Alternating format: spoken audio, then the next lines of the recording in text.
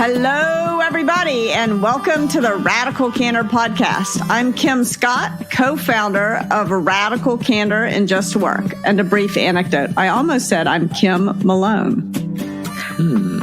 Interesting. Well, I'm Jason Rozoff. Always have been. CEO and co-founder of Radical Candor. And I'm Amy Sandler, your host for the Radical Candor Podcast. And as we continue into 2022, or what we could all call the third year of 2020, we just keep pressing repeat, the mere idea of trying to get stuff done at work may in fact feel overwhelming. The good news is we can help with that. Well, we're at least going to try to help with that. And on this episode of the podcast, we're going to talk about the Get Stuff Done Wheel. By the way, Kim, formerly Kim Malone, currently Kim Malone, are you still calling it the Get Stuff Done Wheel? Well, since we're on this podcast, I would prefer to call it the Get Shit Done Wheel, if that's okay. That is we can make that as an agreement. Okay. So the Get Shit Done Wheel, a step-by-step process that can help make getting things accomplished much easier. The Get Shit Done Wheel, or even GSD Wheel, has 7 steps.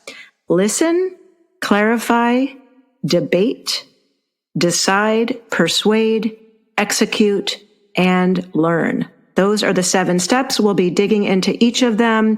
And when run effectively, the GSD Wheel will enable your team to achieve more collectively. Kim, I'm going to say they can achieve more collectively than anyone could ever dream of achieving individually. Are we going out on a ledge there? Are we dreaming of things individually, but we can actually get more done? Tell me everything. I think that's better. I think it was a good fix. Thank you for the grammar. Thank you for the edit. So let's go back in time, sort of low before 2020. Can you remember when you actually came up with this model and what inspired you to, if not create it, to put it down on page? Yes. As with almost all things, it all began with a painful story that happened shortly after I joined Google. It's amazing I survived. So I was managing a team, and there were 5 people reporting to me, and they were great people. And after I had been at Google for about a month, I would say 3 of the 5 people left my team in the same week. And I thought, oh my gosh, I'm going to get fired. I remember I drove out to the coast and just watched the waves rolling in, thinking, how am I going to handle this? And I went into my boss's office and I said, I'm sorry that my team has abandoned me. I must be a terrible person. What have I done wrong? Help me out here. And she said, you know what it is, Kim? You did the right thing at a practical level. You did what most people in your situation would do. So I had arrived at Google. I had this team. There were about 100 people, and it was like a gigantic children's soccer game. Everybody chasing the ball. It was chaos. And so I broke the team down into 5 sub-teams. Each team had a leader. Each team was responsible for one part of the customer life cycle. I thought it made a lot of sense. And my boss thought it made a lot of sense. But she said, the problem is you move too fast. She said, imagine that you are spinning a rope around your head. And from your perspective, all you're doing is just flicking your wrist. You're not making any violent moves. But if you're hanging on at the end of that rope, it's scary. You know, you're spinning people off your team with centripetal force. She explained to me that what I needed to do was to start by listening. And then she kind of walked me through this. And so that was sort of part of where this Get Stuff Done Wheel, Get Shit Done Wheel came from. And also, I borrowed a little bit of thinking from the military. There's something called an OODA loop. And it was sort of about how pilots processed information very quickly and changed what they did depending on what the enemy was doing. So that's the Get Stuff Done Wheel in a nutshell.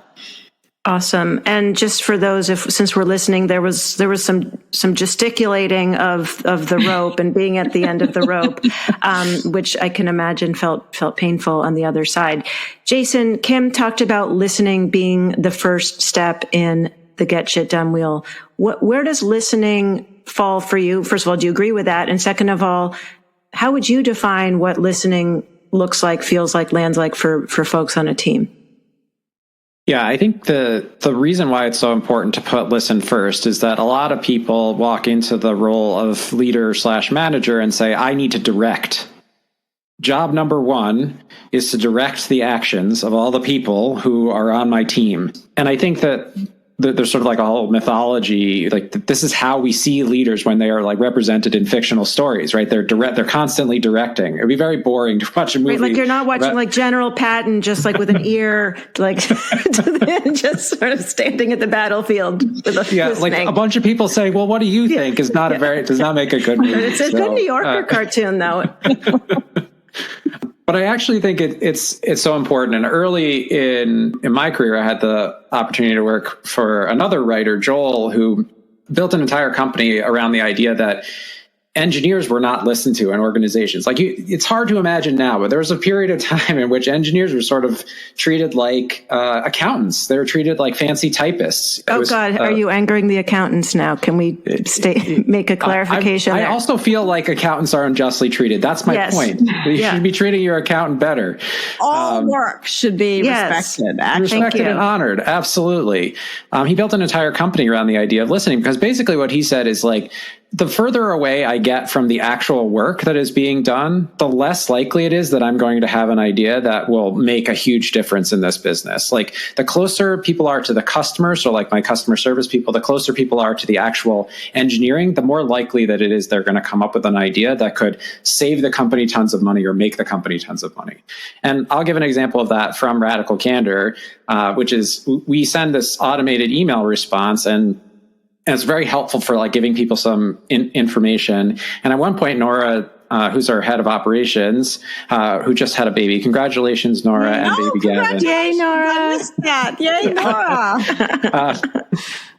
She said, news. Yes, that's breaking news indeed. On a podcast, which you'll hear a month from now. Radical Candor Podcast. We're making all sorts.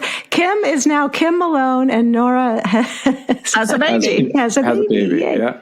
But she said, I often will just like check in with people a couple of weeks later and just see like, do they have any other, did they get all the information they needed? And she said, often people will come back to me and say, oh, I'm so glad that you checked. I didn't see your original email. And so she's like, could we automate that? It's just like kind of a pain in the butt for me to like remember to do that all the time. And we did that. And I would guess that since we implemented that a couple of years ago, it's probably earned the company $500,000. Wow. Nora. Get that baby a onesie. Baby needs a new pair of shoes and deserves the new pair of shoes. Yes. Yeah. That's awesome. And for me, I was in a state of like, I was just asking like, what's working, what's not. Like, hey, just tell me like, what's a pain? What's a thorn in your side? And she's like, here's this thorn in my side, which turned out to be a very valuable problem to solve. I love that story. Yeah, that is, I think we learned by listening. Awesome.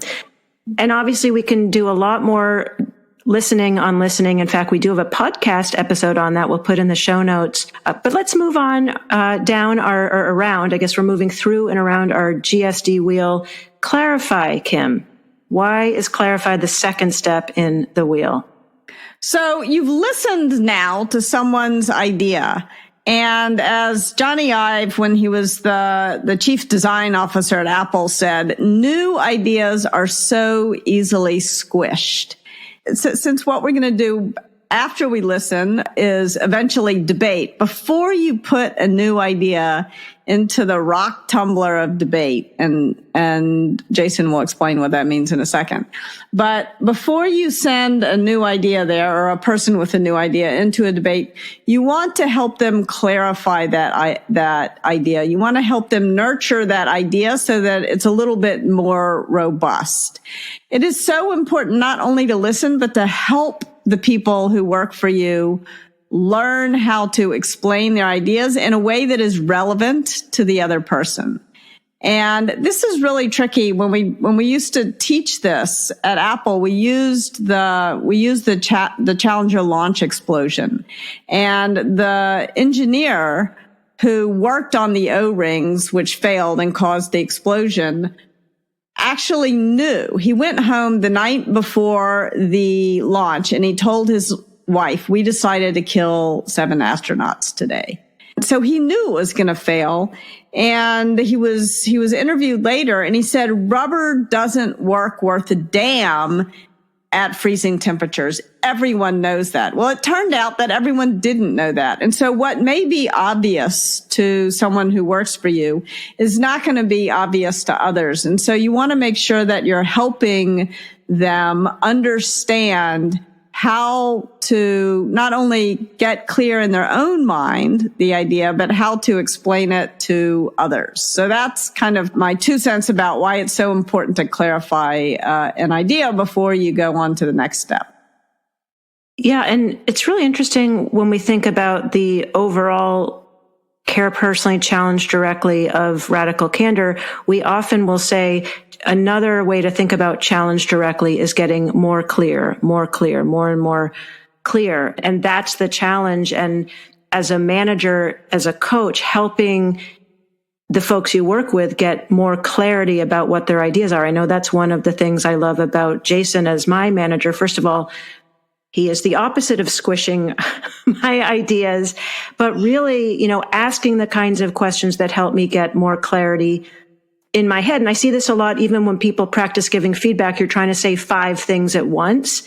And so there's a real process. And what are you actually trying to say and really breaking it down? So I know, Jason, you're going to get into debate, but is there anything more as people think about clarifying? I think this is one of your many skills, but really, you have such a way of breaking things down into smaller parts. Do you have any quick tips for folks on clarifying before you move into the rock tumbler? Yeah, I think the only thing I'll add to that, because I think all what you've has already been added is great, is that it's easy to assume you know what another person means. And the value of treating clarify as a step in my mind is to make explicit the assumptions. When you say this, this is what I hear you say, right? Everybody knows that rubber isn't worth a damn at freezing temperatures.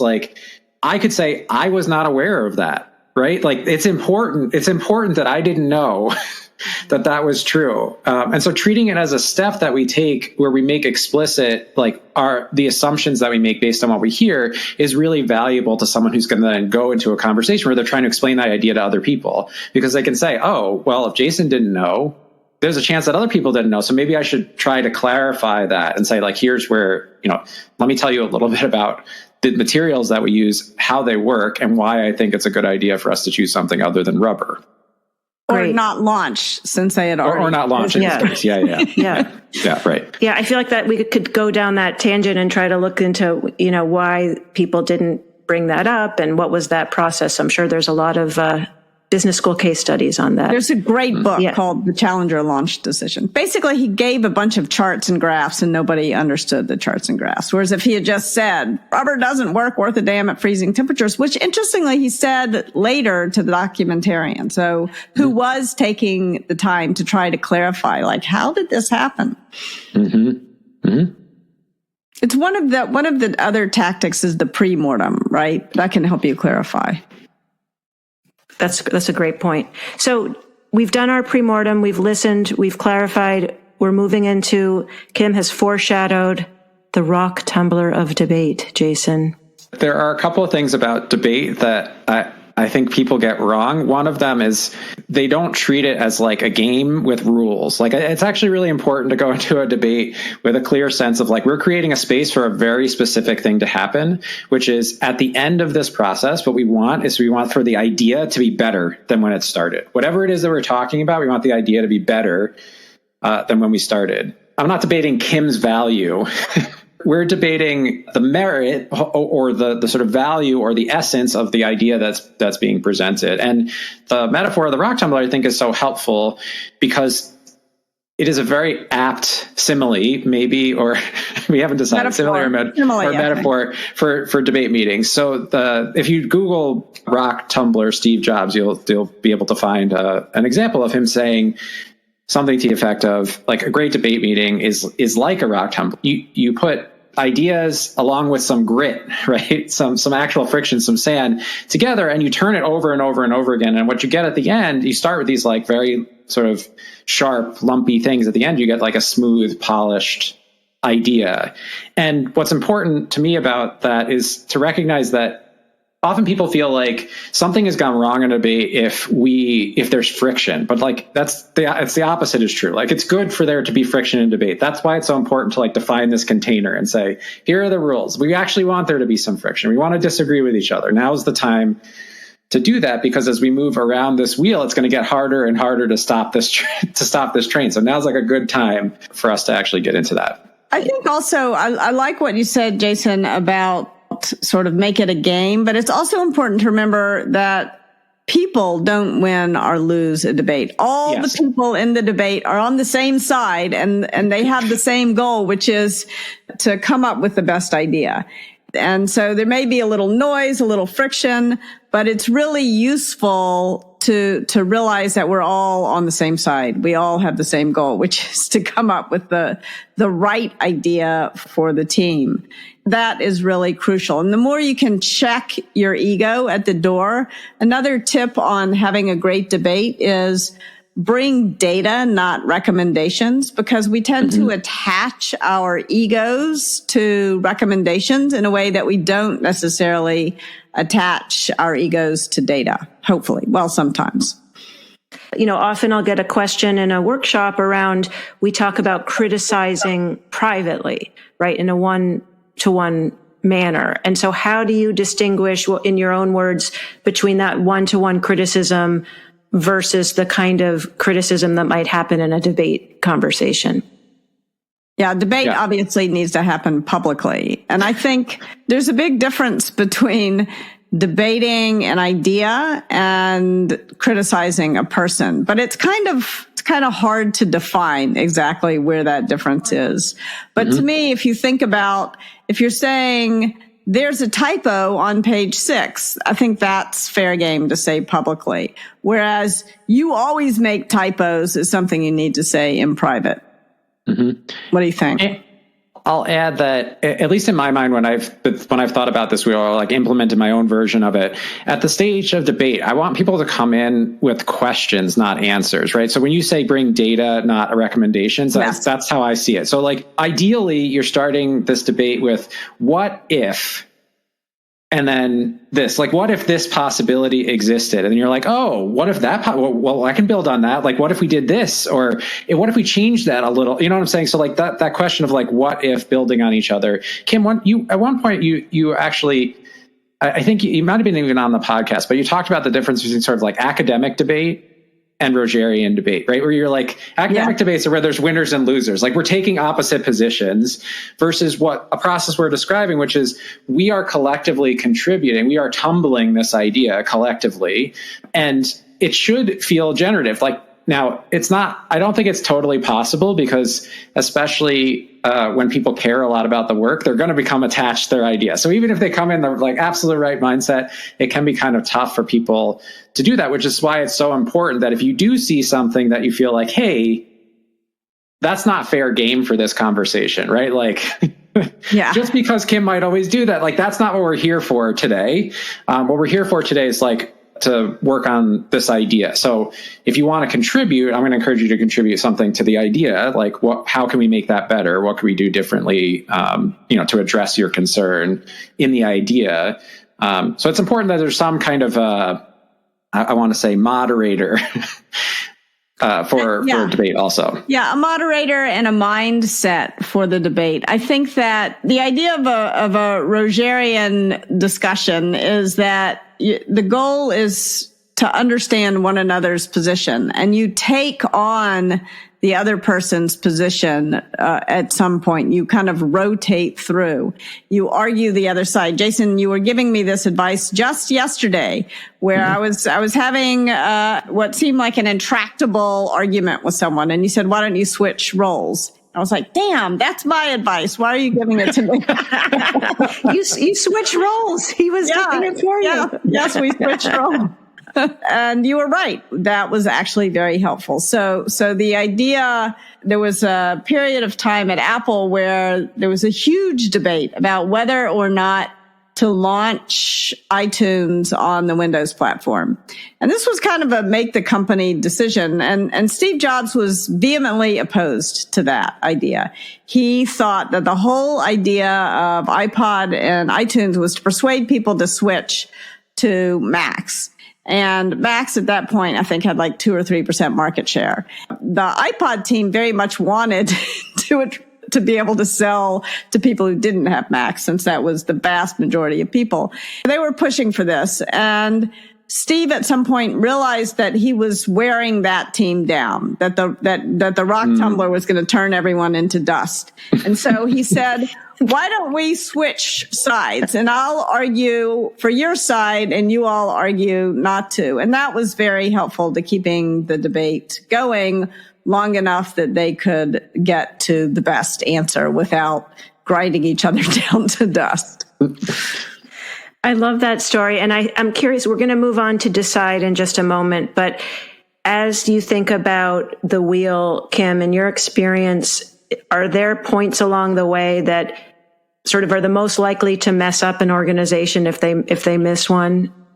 Or are they kind of equally important? I would say they're all equal. That's why it's a perfect circle. They're all equally important. It took me a long time to draw it that way too. The goal here, I think that there is a tax to collaboration. This is why working with other people and not alone is a little bit tiring, because there is a little bit of a sometimes there's a big collaboration tax. And the goal when you're the leader is to make sure you're not skipping any steps, make sure everybody's paying their fair share of tax to collaborate, but minimizing the tax, making sure everybody's paying as little as possible. So you want to keep it moving. I think skipping a step is dangerous. Getting stuck in debate is dangerous. So let's move on. You end up with a team of dust. Kim, when it comes to deciding, you've written that the best bosses often don't decide themselves, but it's really about creating a clear decision-making process, empowering people closest to the facts or the data, perhaps, to make as many decisions as possible. So tell us a little bit more about how you came to that approach for decision-making, which may have been unusual at the time in terms of management philosophy. It is very tempting to think when you become the boss that you are the decider. I think we had a president who made that mistake. I'm the decider. You're not the decider when you are the manager. Your job is to push decisions into the facts. Your job is to build your team's decision-making muscle. There's a wonderful book that James March wrote called A Primer on Decision-Making. And he explains that people, when they are stripped of decision-making authority, when they don't get to contribute to a decision that is relevant to them, it feels like a loss of personhood. People get extremely emotionally upset, understandably, when they are excluded from decisions. And so the last thing you want to do as a leader is to grab decisions, especially decisions where you don't have the facts. But because you have a little bit of power when you become a manager, you can do that. And a lot of managers make the mistake of doing that. So you want to make sure that you remember that your job is to decide with your team, not alone, what are the most important decisions that need to get made that week? Who are the deciders? And when does the decision need to get made? And I used to like to do that in my staff meeting. We would decide what the decisions were, and then we would make those decisions in a separate big decisions meeting. And ideally, neither I nor anyone who reported directly to me was the directly responsible individual for those decisions. Other people were the deciders. We were not the deciders. And that was really helpful, because I think there comes a time as you grow when your staff, at least there came a time for me, when my staff meeting, everyone who was in it hated it and thought it was too long and dragging on forever.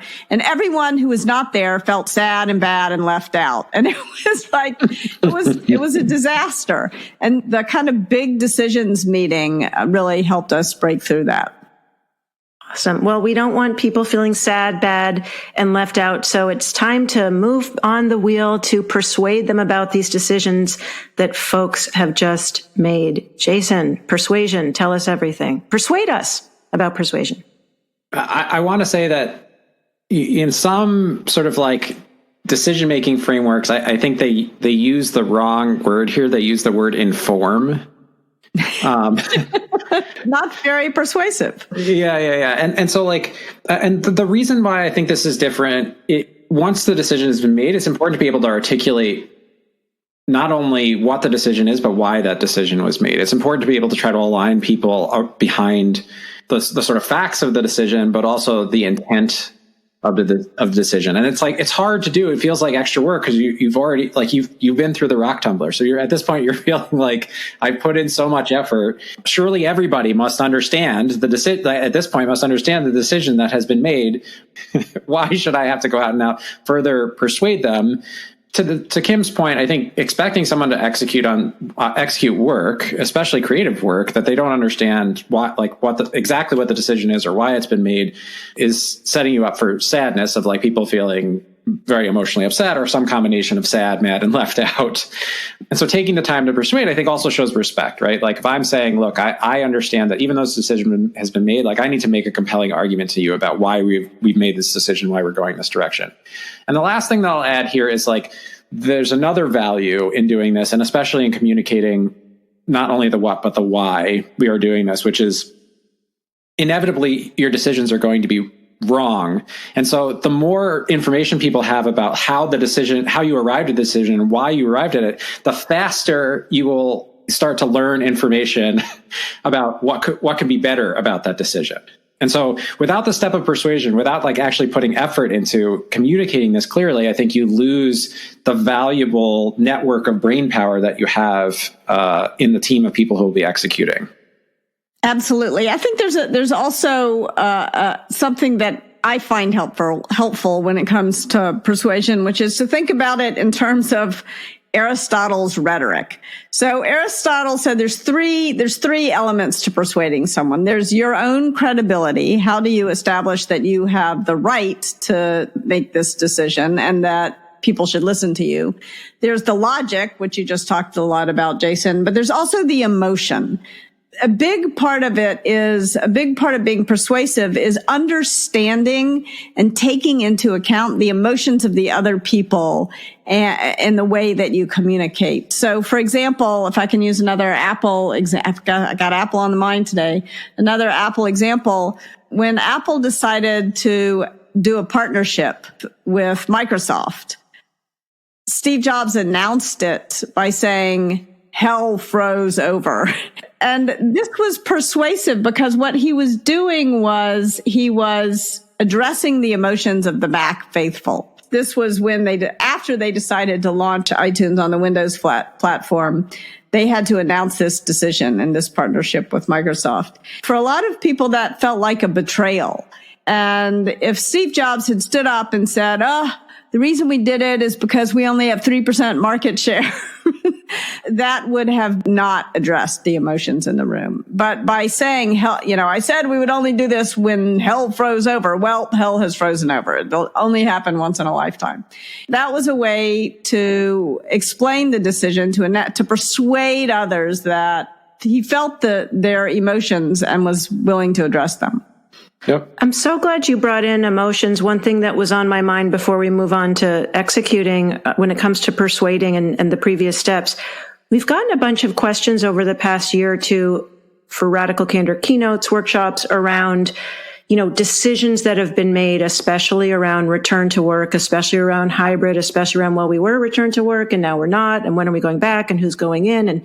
And so it just feels like if we've missed any of the steps along the wheel, there's not going to be as much buy-in. And so especially that emotional part, it seems so important. So as I bring that up before we move on to executing, anything, Jason or Kim, that you feel like is even more important now in the environment that we're in? I wouldn't say more important, but I would just say that I feel like if you really look into a lot of the decisions that have return to office decisions that have been made and remote work versus hybrid work versus in-person work policy decisions that have been made, I guarantee you they didn't skip just one step of this process. I can guarantee you that they skipped several steps of this process, potentially all of the steps other than decide and execute. Yeah. I think that totally agree.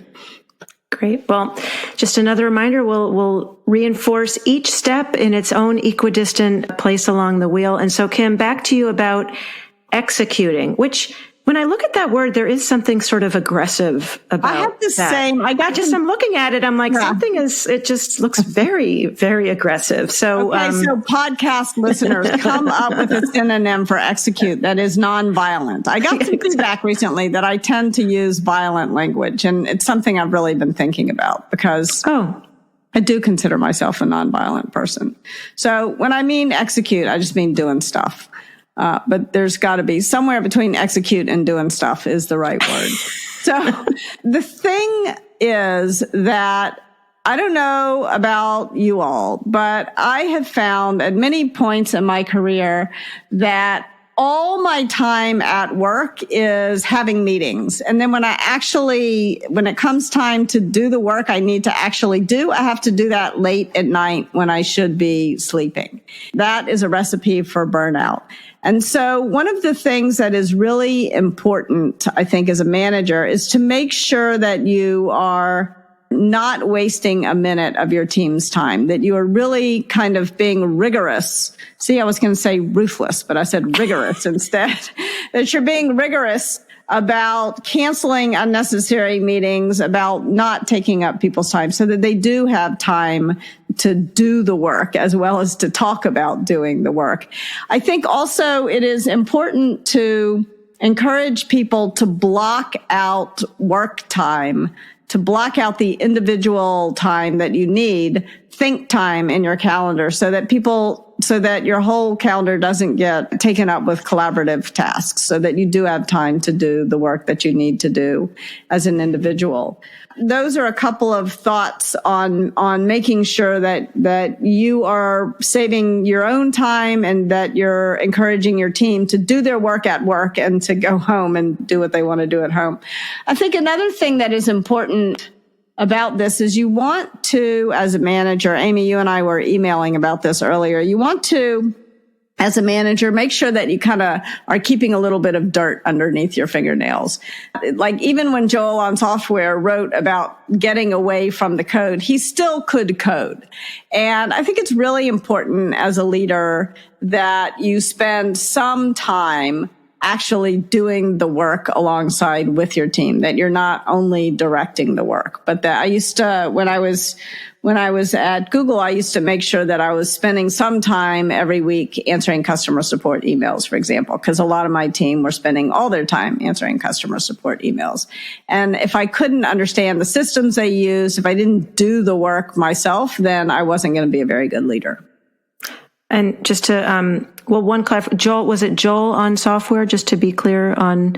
Yes, Joel on Software. Joel, what's his actual name? Joel Spolsky. I can never remember. Okay, well, one of my husband's heroes, Joel. Okay. So shout out to you. Okay, wonderful. We'll put that in the show notes. And then just the exception that breaks the rule of the dirt under your fingernails is when it comes to diamond cutting, as we learned in a recent podcast episode. We don't want that sort of dirt under your fingernails. No, but he was mostly negotiating the prices, which he did himself. Okay, great. All right, so the last step to bring it home, Jason, on the wheel is one of our favorite things, learning. Take it away. Yes. So I in some ways similar to persuade and clarify, having learn be an explicit step, because to some extent, at every step you want to be clarifying, at every step you want to be persuading, right? At every step you want to be learning. But to say we're explicitly going to take time to learn, I think is extraordinarily helpful for a lot of people, because it's really easy for one of two things to happen at the end of a decision. One is like, it goes really, really well. And like the thing takes off and you sort of forget how you got there.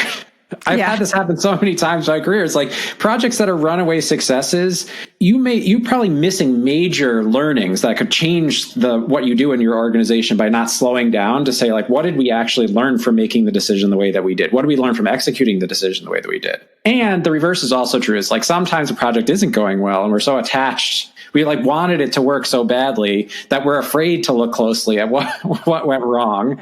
And we don't learn from that either. And so we wind up making the same mistakes or failing to repeat our successes because we're not dedicating time specifically to learning. And at Khan Academy in a previous life, we used the blameless retrospective structure, which is internet well documented, like how to structure a blameless retrospective. But similar to it, the spirit of the debate, the whole idea was like, this is not about blame, right? The goal here is to like share data, to share observations, and to try to be as clear as possible so that we can learn as much as possible. One thing that was really interesting is like when I was running these meetings, I often had to like very explicitly say what went well, because I feel like very smart's the wrong word, but like people who are invested in their work and who want to do really well, who are motivated to do really well, are often like very harsh critics. And so we would spend the entire time criticizing a thing, and I'd be like, hey, we signed up 20 million users. Like, that's pretty good, right? Like, something actually worked really well here. So like, there's probably something to talk about there, even though like that we should have used a different bug tracker, and like this process didn't work, and this whole thing blew up. And I think when you get to this step, it's actually really important to make sure that you take a balanced approach. Even in an unsuccessful project, there are things that went well that you can learn from, that you could repeat in another project in the future. That's awesome. And Jason, I know Kim had mentioned about a pre-mortem. Where would you put the pre-mortem in the wheel? Where would you slot that? The post-mortem is learn. Right, the post-mortem is learn. So where are we doing? Yeah. But I actually think it's sort of interesting I think there's a couple places it could fit, but the pre-mortem in my mind is really helpful before Persuade, because it helps you get into the mindset of like, why might people be really disappointed by this decision? Like, it forces you to fast forward and say, like, what's going to happen? Like, if this goes incredibly well, like, what's going to be happening in the company? How are we going to be feeling about it? What kind of new capability we're going to have? If this goes disastrously bad, who is the most affected by that? Is it clients? Is it an internal team? Like, and I need to persuade people. And of course, people are going to be worried about things going disastrously wrong, right? So like, if it has a high probability of affecting you, it's probably going to be very easy to focus on like, what if this goes wrong? And that's really helpful information to have before you go into trying to persuade people. That's so interesting. So Kim, if you have this before the Persuade and you realize there's a high probability of it going off the rails, can you actually throw out the decision, or do you just stick with it because we all decided and we don't want to go back on the wheel? I think it's fine to go backwards and forwards, but in general, I wouldn't change a decision because people will be sad about it. Right. If I thought it was the right decision, I would address the sadness. Same thing with feedback. Just because someone is sad doesn't mean that I should not tell them the thing. But I should take the time to address the emotions in the room. That's the point. Yep.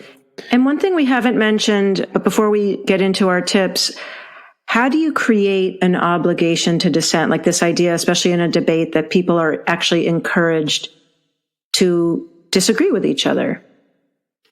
Yeah, there are certainly cultures where debate is very uncomfortable and unlikely to happen. And in fact, there was one leader I worked with who moved from New York to Japan, and he was very frustrated. He couldn't get people to engage in debate. And he bought this big gavel, like a hammer that a judge has that bangs, where he bangs. And he had printed on it, obligation to dissent. And anytime there was silence, he would pass the gavel down to anyone, and say, you need to take the opposite point of view. It's if all of us agree, we're probably not looking at this topic hard enough. So and I spent some time at McKinsey, and a big part of their culture, I mean, the there could have been a little more dissension there, I guess, that given the problems they've had recently. I wish there had been more dissension on the Sackler team. Part of the culture that I really liked was obligation to dissent. And it was really respected. I remember at one point, I worked there for a summer, and it was very late, and we were working on a deck, and we were changing pie charts to bar charts and back again. And the partner on the deal said, "Kim, what do you think?" And, I'm a summer intern. I didn't really, I was honored that he asked, but I was tired and grouchy. And I said, "I think we're futzing. It doesn't matter whether it's a pie chart or a bar chart." And then as soon as it was out of my mouth, I was like, "Oh." And he looked at me and he said, "Thank you. You're right. We need to just put this to rest." And so that was, to me, like a good example of being encouraged to dissent. An anti-pattern here is to tell people they'll regret it if they don't speak up now. Yes. I do think that sometimes the obligation... Forever hold your peace. Yes. I do think that every once in a while, I've seen this happen more than one time, both in organizations that I've been a part of and organizations where I'm coaching people, where they'll implement a process like this. And then they'll treat it as though it is sacrosanct, meaning we follow the steps exactly. And if you don't dissent at the appropriate times, then tough noogies, we're not going to listen to you later when you raise a problem. And that is a really great way to get people not to participate at all in the system at all. You know what I'm saying? Even though the idea is we've created a space for people to sort of have this debate. I think the obligation to dissent has to go outside of that. I do think there's a limit. There's a place at which you have to say okay, we've made this decision. We need to be committed to this. I need to know that you're not going to undermine this decision continuously forever. And at the same time, I think especially if you're a person with significant power or authority in an organization, if someone goes out of their way to dissent, even on an idea, it's worth listening. Even an idea where you feel that's decided, it's worth listening to what they have to say. Kim, to your point, it's a very risky thing. It's scary to dissent, especially when you feel there's consensus. Everyone's agreeing, everyone's on board. It's worth listening to what they have. Doesn't mean you change the decision, but it's worth listening to what they have to say. Isn't there a movie about this, The Minority Report? You want to make sure that you're listening to all the voices. The whole point of having a team is to listen to everyone and to make sure that people, not just to listen to them, but to make sure everyone's speaking up. Now it's time for our Radical Candor checklist. These are tips you can use to start putting Radical Candor and the GSD Wheel right into practice immediately. So tip number 1, the GSD Wheel, just to remind you, Get Shit Done Wheel, it's designed to be cycled through quickly.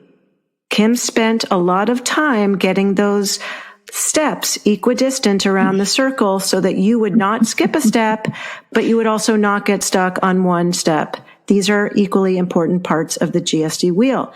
If you do skip a step, you're going to end up wasting time in the end. And if you allow any part of the process to drag it out, working on your team is going to start to feel like paying a collaboration tax rather than making a collaboration investment. Tip number 2, create an obligation to dissent. This process doesn't work if everyone just agrees with each other. And in fact, if that's your experience, it probably means that you're not looking closely enough at this issue. And tip number 3, let's make sure you don't, as we said earlier, grind your team to dust. You want to make sure that, especially in debate, you pause for emotion and exhaustion. There are times when people are just too tired, too burnt out, or emotionally charged up to engage in a productive debate. It is really important to be aware of these moments because they rarely lead to good outcomes. Your job is to intervene and call a timeout when you notice emotional exhaustion, which I suspect we're all noticing. At least I'm feeling more emotionally exhausted more of the time these days. So if you don't pause for emotion and exhaustion, people will make a decision before they're ready to make a decision, just so they can go home. Or worse, they'll get into a huge fight and you'll have to spend a lot of time cleaning up the mess later. Yeah, I can just, that pie chart fight could have really gone, there could have been pies being thrown, on the 54th floor in Midtown Manhattan. Yes. I'm glad it ended so well. All right. So for more tips, go ahead, visit radicalcandor.com/resources. We've got a bunch of learning guides to help you practice radical candor. You can see the show notes for this episode. And by the way, we've also got detailed blog posts. Thank you, producer Brandy Neal, for those blog posts about each step of the Get Shit Done Wheel, although I think we call it Get Stuff Done on the website. This is just between us. You can go to radicalcandor.com/podcast. Of course, if you like what you hear, go ahead, rate and review us on Apple Podcasts. Don't forget, Kim, there's still a book out there, if I'm not mistaken. Yes, it is. Tell us what it's called. Just Work: How to Root Out Bias, Prejudice, and Bullying to Create a Kick-Ass Culture of Inclusion. It's available everywhere books are sold. All right. Finally, by the way, can I interrupt, Amy? Please. Sorry. If you don't like what you hear, we would be remiss not to solicit negative feedback as well. If you don't like what you hear, we want to hear about it. So how do you want them to tell us, Kim? Well, I'd rather you tell us directly than tell Apple Podcasts, but you can do it any way you're most comfortable. There is an email address, radicalcandor@radicalcandor.com. Where we solicit this kind of feedback from our public events. So feel free to send it there.